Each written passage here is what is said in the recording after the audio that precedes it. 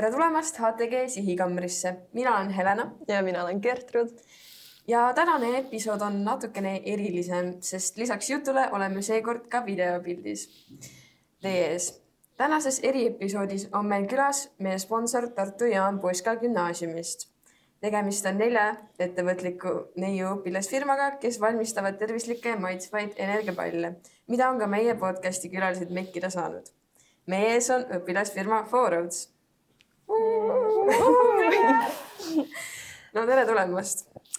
Palun teil ennast natuke tutvustada, et öelge oma nimi ja siis mis roll teil selles õpilasfirmas on? Minu nimi on Otiilia ja ma olen meie firma tegevjuht. Mina olen Erika, finantsjuht. Mina olen Laura ja mina olen meie firma turundusjuht. Enne kui me asume rääkima teie õpilasfirmast täpsemalt, küsiks ka natuke selliseid soojendusküsimusi, natuke isiklikumalt. Et Laura, mis on sinu kõige ägedam reisikogemus? Minu lemmikud reisid on kindlasti need, kui me käime iga talv minu perega Levil ehk siis Soomes suusatamas. Aga kõige ägedam ilmselt oli Jordaania reis, kus me olime enamasti nagu kõrbes ja siis sõitsime mingi kaamlitega ringi ja siuke värk. Otiilia, milline on kõige parem ja lahedam kink sinu lapsepõlvest? Kui ma olin umbes, ma ütleks mingi 6-aastane, siis mu vend ütles, et tal on mulle üllatus. Ja siis ta tuli koju ja ta tõi mulle nagu kassipoja, kes on siiamaani mu nagu lapsepõlve kass ja mul ongi nagu ainult üks loom olnud. Ehk siis ma arvan, et tema. Ja lõpetuseks, Erika, milline näeks välja sinu unistuste suvi? Ilmselt, kui ma läheks kuskile soolotripile mööda Euroopat või kui mitte üksi, siis mingi parima sõbrannaga. Ja nüüd üks küsimus teile kõigile, et kui te peaks olema mingi loodusjõud või loodusnähtus, siis mis te oleks? Võite järjest võttasid. Ma oleks vihm, sest ma armastan vihma. Ja kui ma sündisin, siis hakkas ka paduvihma sadama, kuigi terve päev oli nagu hästi päikeseline. Ma siis nagu konsulteerisin ka oma kaaskolleegidega ja me jõudsime järeldusele, et ma oleksin selline suvine nagu rahulik tuul. Et võib-olla olengi selline nagu rahulikum nagu malbe. Ja mina arvan, et ma oleks lumi, sest mulle meeldib talv ja mulle meeldib suusatada. Super. Nüüd, kui me oleme teiega natuke tuttavaks saanud, siis läheks meie tänase peateema juurde, mis ongi siis õpilasfirma tegemine. Ja räägiks natuke siis teie sündimisloost, et miks te valisite üldse UPT-ks õpilasfirma tegemise? No mina nagu isiklikult, mul on kuidagi tulnud sellist nagu head teemat näiteks, millest nagu uurimustööd kirjutada või mingi praktiline nii-öelda mingi ülesanne. Siis ma nagu ei näinudki nagu eesmärki või nagu mingit, nagu mida ma päriselt saaks nagu kasu sellest uurimustööst. Aga siis nagu, mida on alati nagu ettevõtlus huvitanud. Siis ma mõtlesin, et õpilasfirma oleks just nagu ideaalne viis, kuidas seda nagu katsetada. Jah, ma nõustun ka, et ma ei tahtnud nii-öelda tavalist uurimustööd kirjutada, et seda me oleme juba teinud Lauraga näiteks. Ja et tahtsin just seda ettevõtluskogemust saada, sest mul on ka tulevikuplaanides ettevõtlusega tegeleda. No ja mul oli täpselt niimoodi, et mul oli algselt plaan teha Erikaga siis seda nii-öelda uurimustööd, aga siis Erika ütles, et ma teen hoopis õpilasfirmat, siis ma olin nagu, et kas ma võin ka teiega nagu ühineda või midagi. Ja siis nad põhimõtteliselt ütlesid, et jah, ikka. Ja niimoodi nagu tuligi see algne idee. Ja teie teete siis enda õpilasfirmaks loomulikult imemaitseid energiapalle.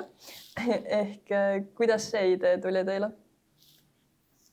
No algne idee me kõik oleme põhikoolis nagu klassiõed olnud ja siis me ühe nagu praktikumi või tunni raames pidime ka nagu mingi firma ideed arendama. Ja algselt meil olid nagu nii-öelda nagu baked oats ehk siis nagu selline küpsetatud puder nagu valmis segud.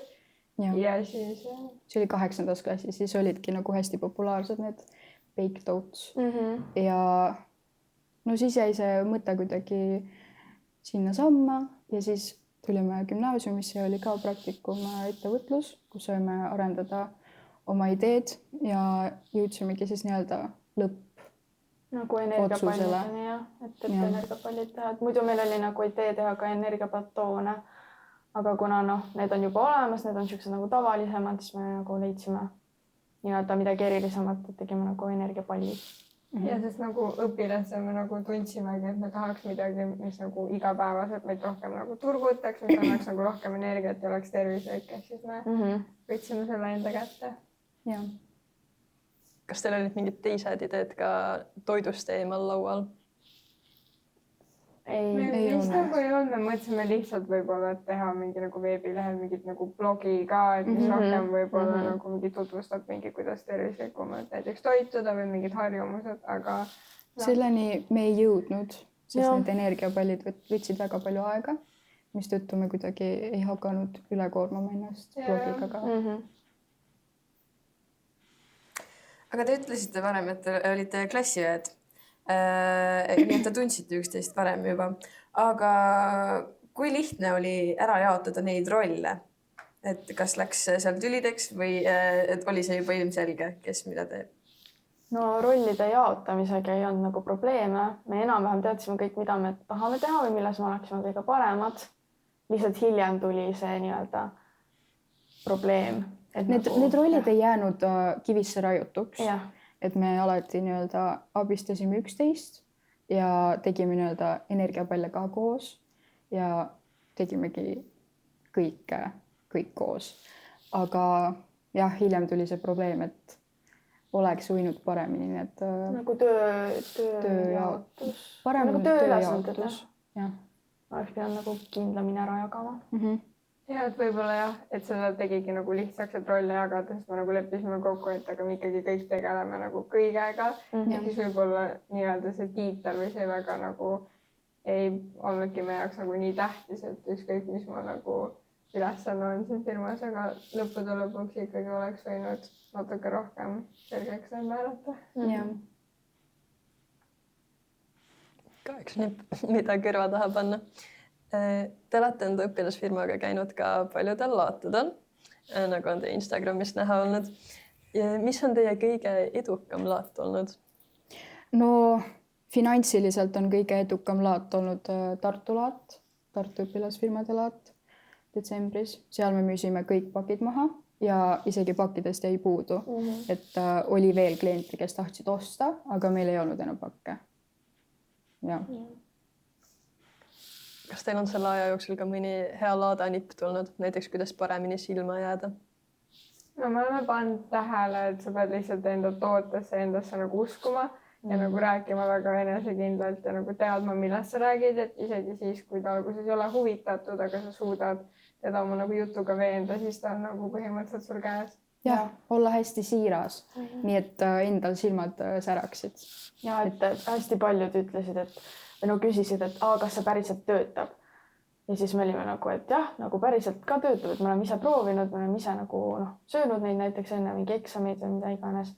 Ja need nagu päriselt töötavadki.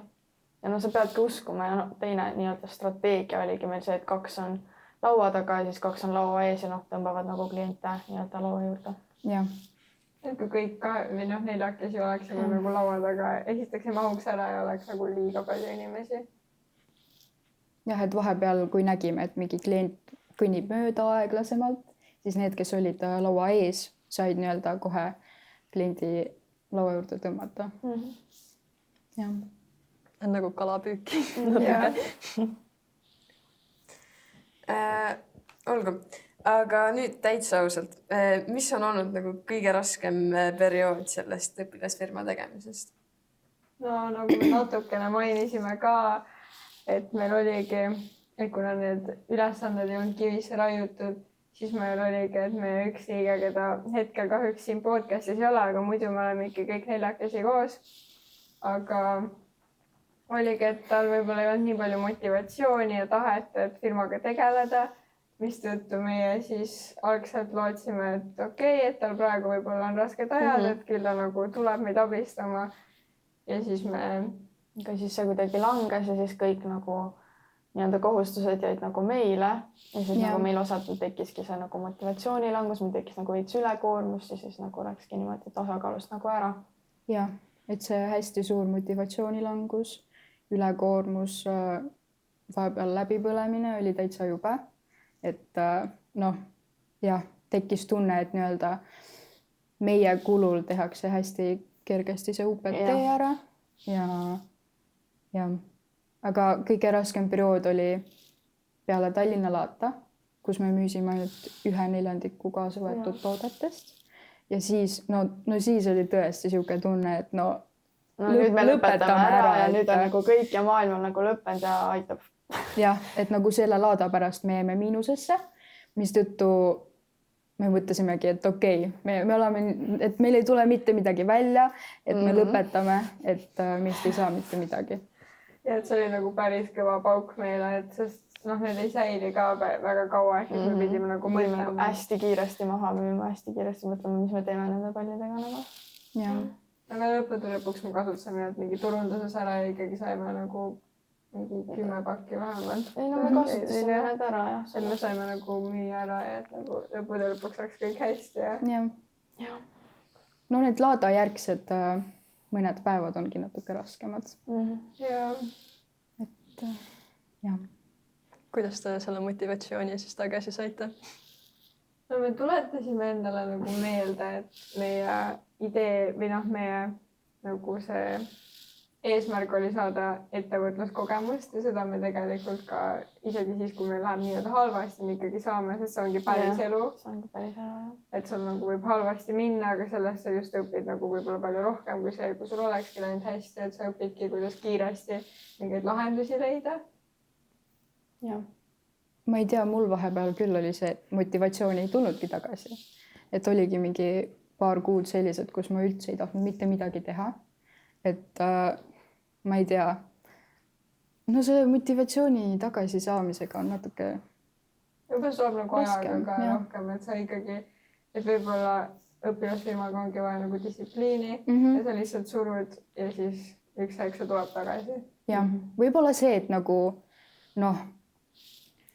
see, et ma teadsin, et varsti saab see nii-öelda programm läbi, et see ei ole nii-öelda hästi pikaajaline, et kõik on täiesti fine, kõik on okei.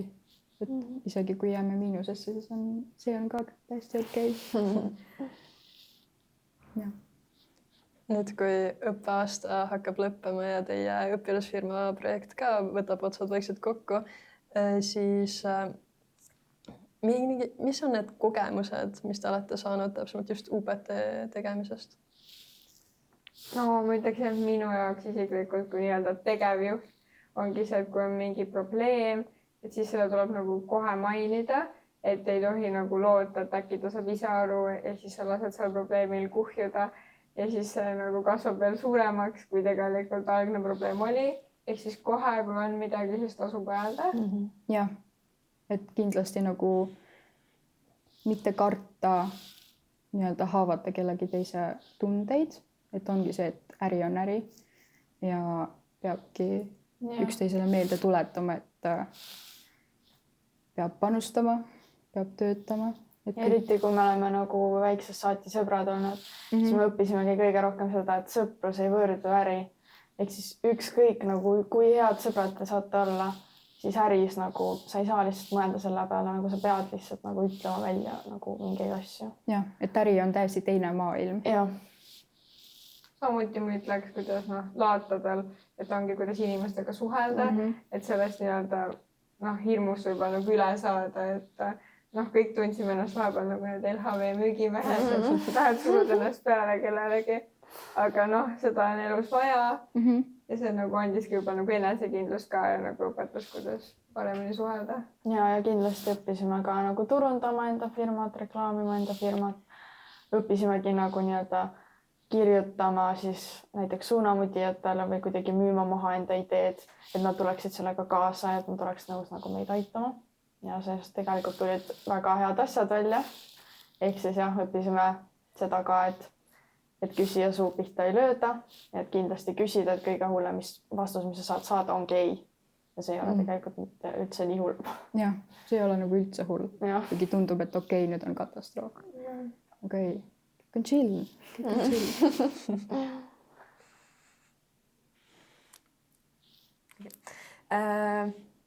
jaa, et see podcast on meil siin natuke lühem, et hakkamegi siis vaikselt nagu lõpupoole sõudma. Ja meil ongi välja kujunenud siin selle podcasti tegemise ajal, et lõpus me küsime soovitusi meie külalistelt, et ka kuulajad saaksid midagi konkreetsemat kõrva taha panna. Nii et kui keegi nüüd kuulajatest mõtleb, et tahaks ka ise õpilasfirmat teha, siis teie olete selle tee läbinud. Nii et mida te soovitaksite, milline võiks olla ideaalne grupi suurus?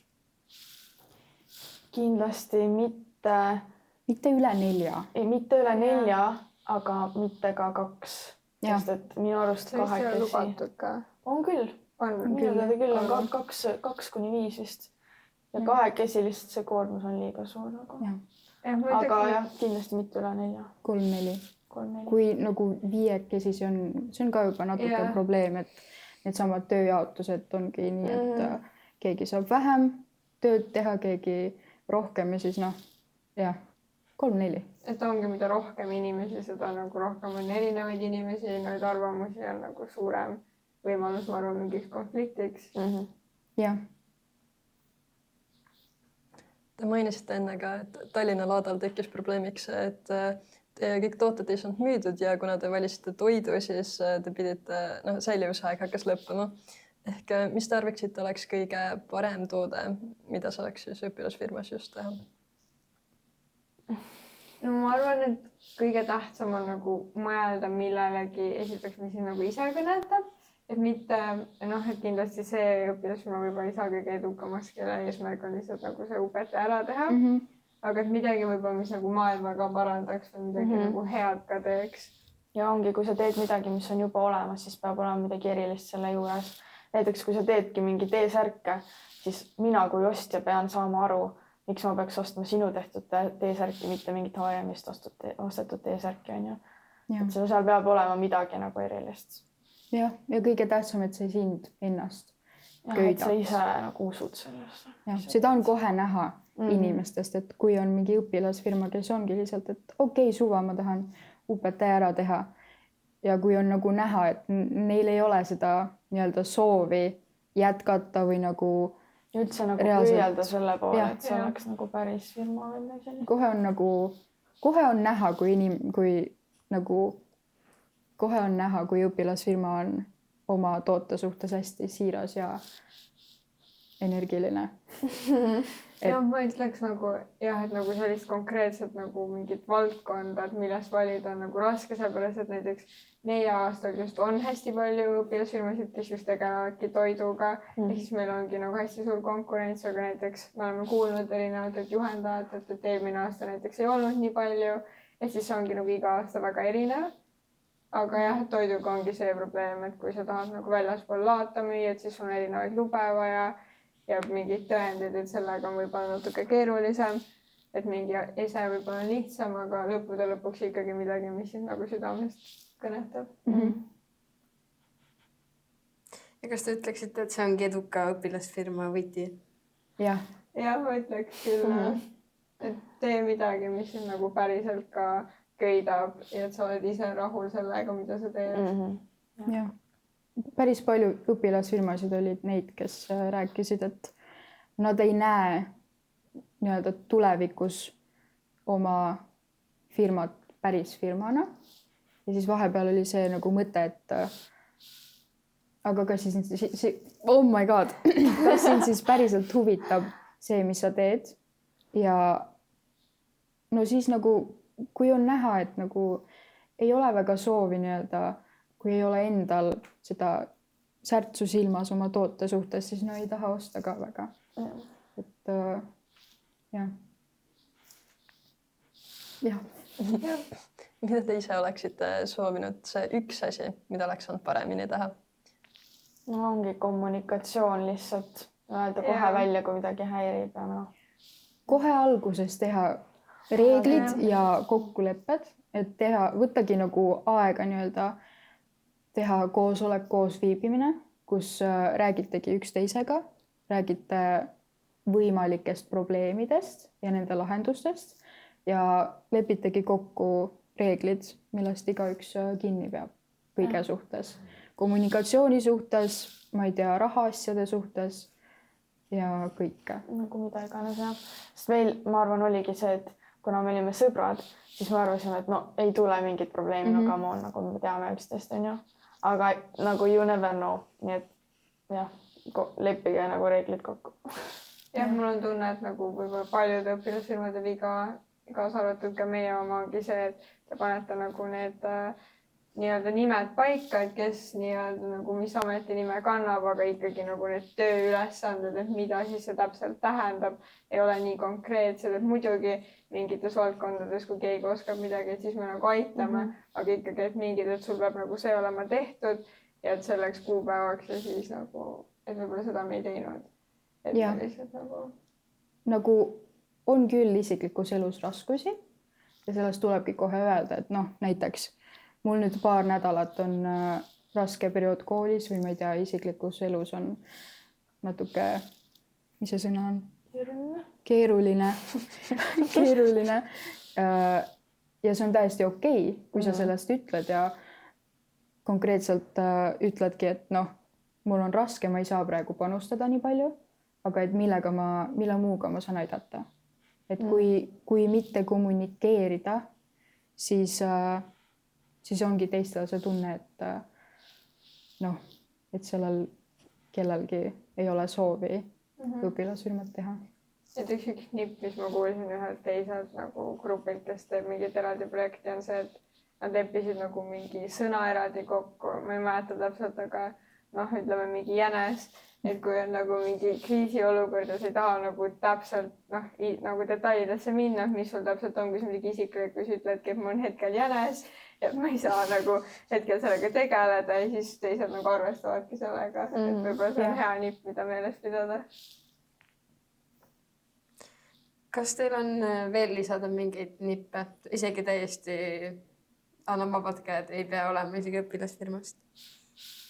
No ma võin lihtsalt seda öelda, et kui te olete ka tüdrukud nagu meie, siis olge prepared, et see süsteem on natukene sihuke vana koolimoodne või kuidas see öeldaksegi? See süsteem ei ole kõige tõhusam. Ja. Et noh, mis ma ütleks on see, et ma soovitan väga õpilasfirmat teha päriselt, sest et see on nii-öelda päris maailma viskamine, eriti... See ongi reality check nagu. Jah, et kuidas päris maailm töötab nagu. ja kuidas need päris maailmas kõik asjad toimivad, aga kuna me oleme kõik noored, meil on nii palju võimalusi, nii palju võimalusi eksida ja teha vigu ja see on täiesti okei, sest et mängus on väikesed summad, mistõttu neid probleeme ei tule nii palju, aga see kogemus on nagu ikka mega, et kindlasti. Jah, ma ütleksin, et nagu sa saad siit nii palju rohkem juurde kui see, mida sul on nagu võimalik kaotada. Et kui nagu sa mõtled kas või nagu kahtled, et ma ei tea, ma ei julge, siis nagu kindlasti nagu proovi. Ja, aga jah, see süsteem selles suhtes, et noh, enamus need, kes nagu võitsid. Jah, et ongi minu probleem sellega oligi see, et peaaegu kõik, kes võitsid, olid kas poisid või siis need samad õpilasfirmad, kes olid juba võitnud mingi auhinna. Ja siis see tundus väga-väga ebaaus meie jaoks. Ma tean, see on väga nagu võib-olla imelik asi, mida öelda, et meie ei võitnud. Võib-olla natuke egoistlik, aga tõesti meil tekkis see tunne, et kuidagi stereotüüpselt kõik need, kas meessoost õpilasfirma. Kell on nagu meessoost liikmed. Et kas nemad võidavad ja neid mingi kiidetakse, et oi, poisid on nii tublid, teevad mingi ise kellegi, ilma kellegi abita ja et nagu tüdrukute poolest nagu ei ole seda või nagu oodatakse tüdrukutelt, et okei, nemad teevad kõike, nad oskavad, et neis ei ole midagi. Nagu niimoodi. No lihtsalt nii on nagu ja see on imelik, aga lihtsalt nagu on nii. Et olge valmis. Jah. Aga suur aitäh, Erika, Odilia ja Laura, et te tulite meie podcasti ja loomulikult aitäh ka meie kuulajatele või peaks mainima seekord ka vaatajatele. Jälgige meie mõlema Instagrami, nii õpilasfirma 4Roads kui ka siis HTG Sihikamber. ja näeme juba järgmine nädal. Hurraa! Hurraa!